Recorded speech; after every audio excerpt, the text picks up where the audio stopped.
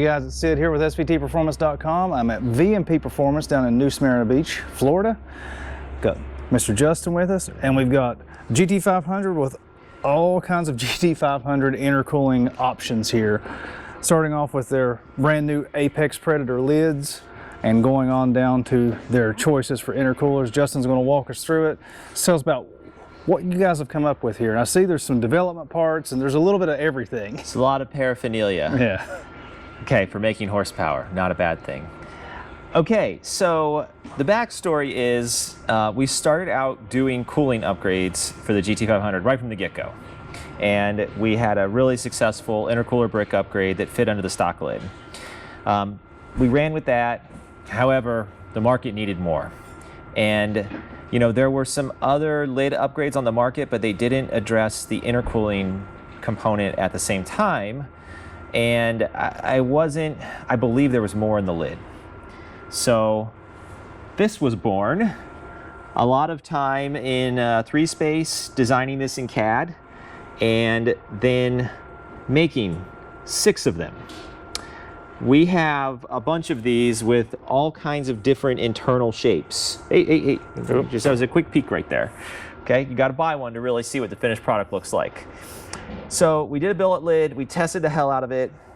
So we have an interesting dynamic here at VMP. We have a real Predator car, and then we have a Predator swapped S550 with a manual transmission and like aftermarket fuel system, and it's had different blowers on it, so we can do a lot of testing. So I went into this lid design with several theories and had to prove them out, and then make them manufacturable in a cast, cost-effective design. So we started with this.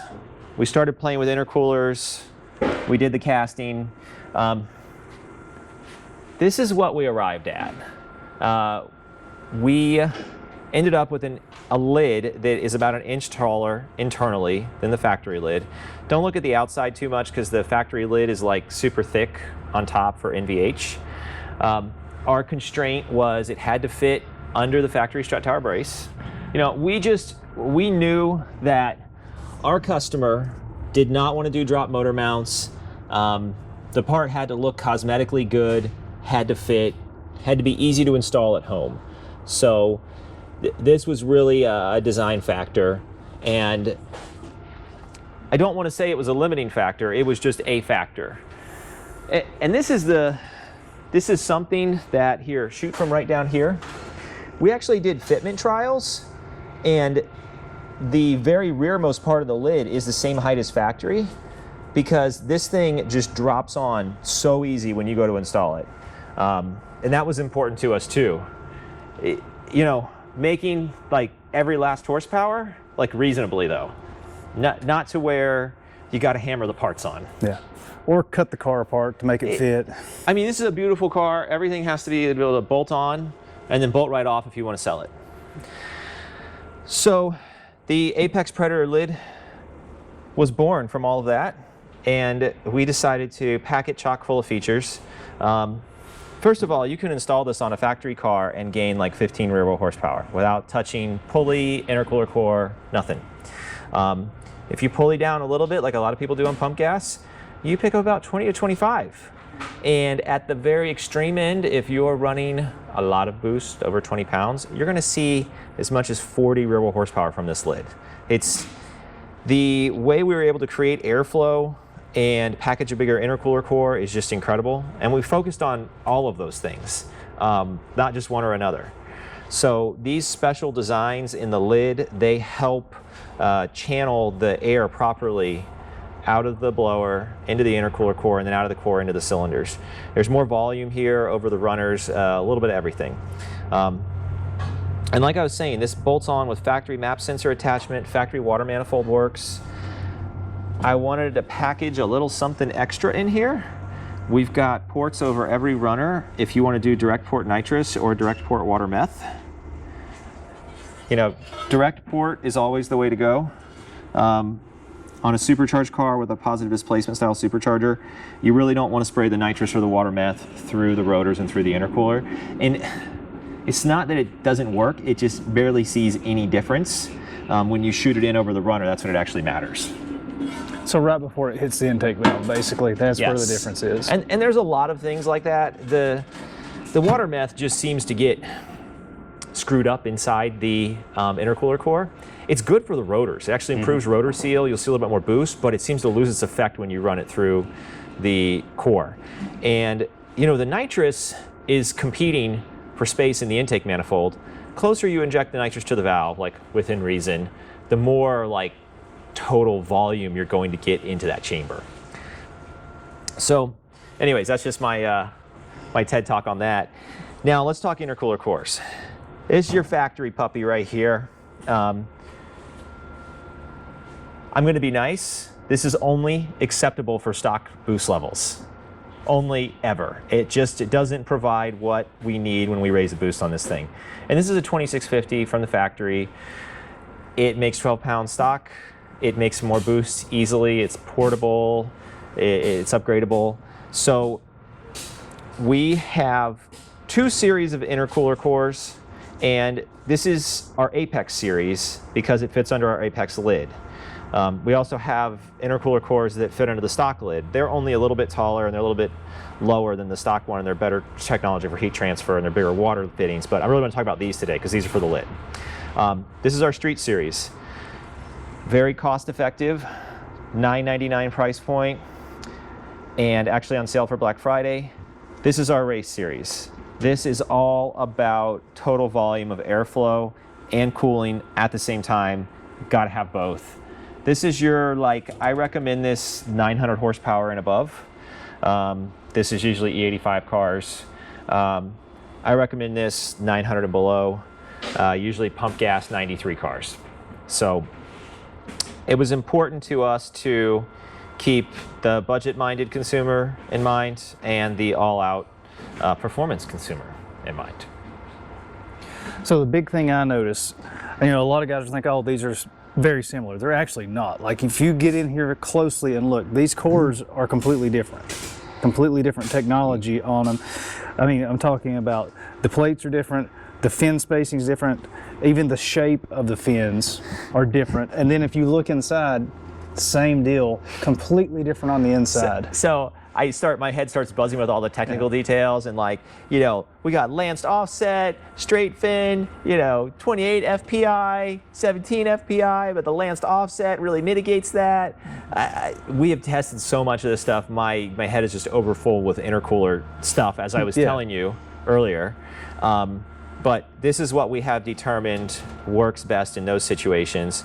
And the PWR stuff, you got to pay for it, but it's really, really cool technology. I just threw a video up at SEMA with them. It's on our Instagram and their Instagram. Those guys have taken this, like, no holds bar as far as, like, cost and manufacturability, and said we're just going to produce the best product, and they've actually figured out how to do it at a reasonable cost and mass produce it, and we are so on board with that.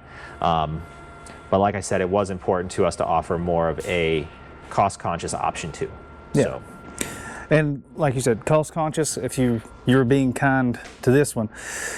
This looks like a very similar technology. Am I correct in that? Yes. But this is just taking advantage of all that extra volume and space you guys have developed with the new lids. Exactly. And, you know, there are, I wanted to say this was a piece of crap earlier. This technology, when implemented right, and in this case, we really just needed to up the water flow, and we needed to up the thickness, so the contact time inside the intercooler core increased. And this technology works really good, and I really respect it because it is OEM level quality and durability. You know, anybody can build something that lasts for one race, or in the case of a street customer, 1 year. You want to be able to get 10 years out of an OEM quality piece, and you will get that out of the street core. Yeah. And speaking of water flow, you can definitely see the difference on how much smaller the inlets are on the factory piece versus the VMP pieces. Yeah, and when you're designing and building aftermarket stuff, like, that's free. That's just a change in the program. We supply size change tubes that go down in size to this to work with the factory water manifold, or you can buy our larger 16AN water manifold. And everything is modular with us, upgradable piece by piece. you know, I mentioned earlier we had an intercooler core that we've been selling for a long time that fits under the stock lid that works really well. It's the 81 millimeter race core. In our testing on the lids, we actually found out that core works incredible. Yeah. So for a lot of our customers, I recommend you stay with it. And you know, you go to this if you have nothing at all. You go to this if you're looking for more. Yeah. So price point wise, how much more is the guy going to have into this one versus this one? $14.99 on this one, $9.99 on this one. So $500 difference. But if you want to make big power, that one. Yes. And we're already testing this with larger TVS blowers. It's future proof. Yeah. I've been working on this for almost 2 years. Listen, at this point, with all the delays from COVID and how hard it is to get parts made and stuff, it's just better to do it right the first time than have to like keep going back over and over. Yeah. And that's kind of how I am when I like to build stuff. I like do it once, do it right, just be done with it. So if I was going to buy the kit, I would just go ahead, get this, knowing that I have the headroom in the future if I want to make more power. It's already there. I don't have to go back in and do it again. And that's the big thing with, you know, the intercoolers and the lids. They work with the stock supercharger. They make power when your car's bone stock. If you're road racing a bone stock car, I would absolutely have this lid and this intercooler core to get your temps down on the road course. Yeah, because these, I mean, it's very well known. GT500 overheats. Well, it doesn't really overheat. How would you say it? It heat soaks very quickly. It derates. Yeah, it derates, so you're losing a ton of power. Since 2013, Ford has had tables in the computer of the GT500. If it sees MCT, manifold charge temp, we call it IAT2 all the time, go over a certain threshold, it starts pulling out load, which is boost, until that system can recover. And it's really smart because it prevents the coolant puking that we had with the earlier GT500s, but it totally gyps the driver on their horsepower. Yeah, so basically, like you were saying, that's the Mac Daddy setup, and we're getting all this extra water in and out. It's staying in contact with the fins the proper amount of time. But another huge advantage we were just talking about earlier, we haven't even quantified it yet, is this thing's heavy. I mean, this is a very, very heavy piece. Yeah. This thing, I'm just going off my arm scale, is like half the weight. Then we were talking about the factory lid. They actually added more metal to it to make the Supercharger Quieter, because that's what every supercharged car owner wants, is a quiet blower. Yeah. So they added more metal to that. So you're actually getting weight savings by switching to the better parts right on top of the engine too. So that's Ford's solution, is let me add weight right on top of the motor, over top of the front tires, exactly where you want to add weight to make your GT500 handle well. Hey, it keeps us busy in the aftermarket. Yeah, I'm thankful for it, but those OEM engineers, it's sometimes hard to figure out. Yeah, and the thing is, you're not pulling weight out and reducing strength. You are just saving weight because it doesn't need to be there. Like, they're putting in all this stuff just to have extra mass so you don't hear the supercharger and you can as much. hear your blower whine like it's meant to. Yeah. And then another thing you mentioned, if you want, this is actually not the factory lid, even though it's sort of the factory lid color. You can put your Cobra right over top of your logo if you want. This thing's like $60 on our website. You can keep Sharky or keep your Cobra. Yeah.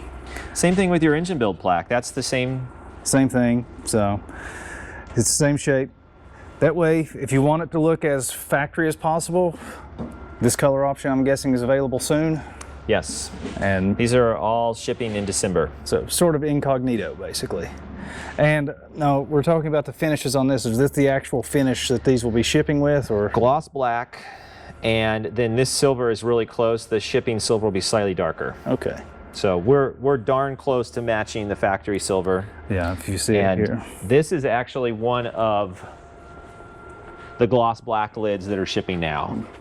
And speaking of, intercooling and everything, we talked about your fluid manifolds. We showed this off, I think, last time we were down here. But it works with all of this. So if you want to upgrade piece by piece, you can go with the bigger fittings and all that. And this is the new boost referenced one, that if you need a reference for a fuel system or a gauge, you can hook up a boost line right there. And Got your water tank. Yes. in here. Odin ice tank we now offer for Predator. Really, the Predator kit is pretty similar. There's just a foot here, and there's a different bracket here, and some different fittings.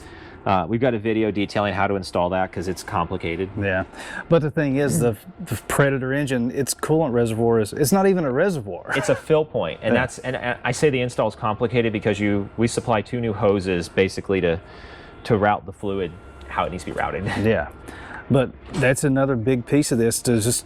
It's not so much that it's making more power; it's allowing you to keep the power you're already making. Exactly. I mean, Ford did a great job with this car. They just didn't know we were going to go out and make 1,000 wheel and want to make repeated 60 to 130 hits over and over again. At your no prep races. But yeah, it fits beautifully right here under the tower. I just like that you don't have to go in here. I mean, you got to think 20 years ago when you were designing this kind of stuff without CAD, somebody would have just knocked one out and every other one would have been just a little bit different, and you would have been, oh yeah, just take your Dremel and notch this out here. But no, not anymore.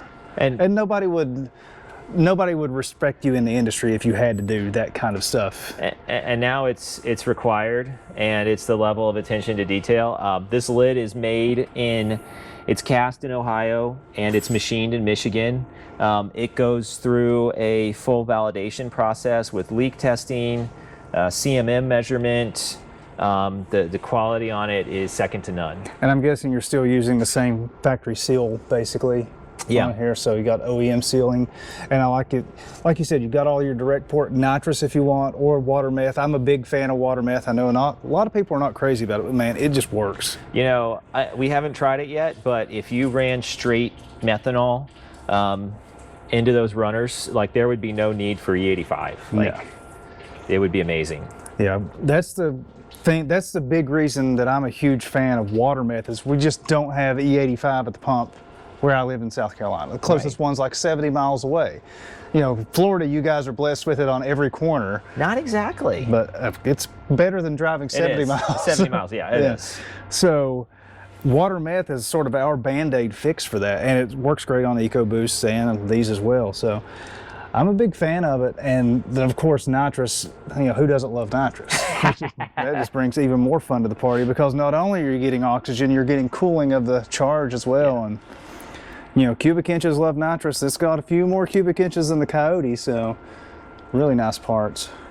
But yeah, I'm a big fan of upgrading the intercooler whenever you get an opportunity, because it just allows you to keep the power that you're making instead of it, you know, ECU deciding we're going to have to pull timing because this thing just can't keep up. And you know, you said you're a big fan of it. I know you've got a lot of EcoBoost vehicles. And it's very common to upgrade the charge air cooler on this, right? You have to. You have to. I mean, especially Ford with their EcoBoost. I don't know, you guys have probably seen this. They put, this is like the size of air-to-air intercooler. They'll put on most EcoBoosts. And it's driven by cost and just what they think you need to do with the vehicle. It hit the number one time. That's all it needed to do. And on the intercooler bricks that go under the superchargers or above the superchargers in this case, you know, over the past few years, we were not the first, but I believe we have really pioneered the products in that space that make a tangible difference and hit the fitment and the quality and the cost price points the customer needs. Yeah. And it's really, we have taken supercharging technology so far with the TVS and the 2650 and all the amazing things it can do. Like, this is the next frontier as far as what we need to work on, because the whole package has to work, not just one component. Well, it's just, I appreciate seeing this kind of stuff because I come from, you know, I still have my old school actual Ford Lightning, you know, the real Ford Lightning. I have one of those, and this is such light years ahead technology of what we had back in 99 to 04, mine's in 04, and the factory core on it is maybe half the size of this. And that's the stuff. Back then we just said, well, that's what we got. So and that's all they had to work with. And you know what we found through extensive testing is the pressure drop across the core predicts how your blower is going to perform. Yeah, and that's one of the things we were also talking about earlier, is there is so much science that goes into this as far as where you can gain efficiency. You know, it's not always best that it flows as much air as possible. Sometimes you want a little bit of restriction so you get more time in contact with your cooling surface. There's just so much that goes into it. Restriction drives heat transfer. You know, you can't have one without the other. And I laugh when people quote CFM numbers on these. That is like the last thing we would do because it doesn't tell you the heat transfer effectiveness. Yeah, the whole point of this thing is to transfer heat. You want it to flow, but not at the expense of it not cooling the air charge. And that's where, like, there's been products in the past, and you know, there was a need for like a factory replacement when the Cobra ones never became available, but we've been able to do real track and dyno validated, you know, this does cool better in addition to being a replacement, and you know, in addition to lowering IETs and everything. Yeah, so I like what you said, it's future-proof. It's tomorrow's technology today, basically. So if you guys want to upgrade GT500, this one is going to do it for years to come. And I say future-proof because it will work with our upcoming blower upgrade for the GT500. Yeah, which will be, that's kind of big news. We're going to end up talking about that a little bit further in the future, but that's, it's going to make a lot of power, and the best part about it is, I guess, how it makes power, and we'll talk about that. It bolts on, it's reliable, it's emissions compliant. Like, you can call up and order a box and show up at your door, and you've installed it at home that weekend. Like, that's the idea, right? And there's a lot of great people in the industry that can rub on parts and polish and do cool things with them, but sometimes you just need a solution that shows up in a box. Yeah. So that's pretty much going to do it for this time. Big thanks to Justin for showing us all this great intercooler technology. Again, if you want to know more about this, head over to SVTPerformance.com. I've got a link in the description down below to an article. We've got a ton of pictures and more information on all of this great stuff right here. If you want to order any of it, Black Friday may be over by the time you guys see this video because we're actually recording this on Cyber Monday. So yeah, that's way too late. But they have great deals on this stuff all the time anyways, so head over to VMP Performance and they will hook you guys up. If you have any questions, GT500 intercooler technology, they are right on the ball, so head over there. And as always, SVTPerformance.com is your home for the latest news, reviews, and information on your favorite Ford-powered vehicles.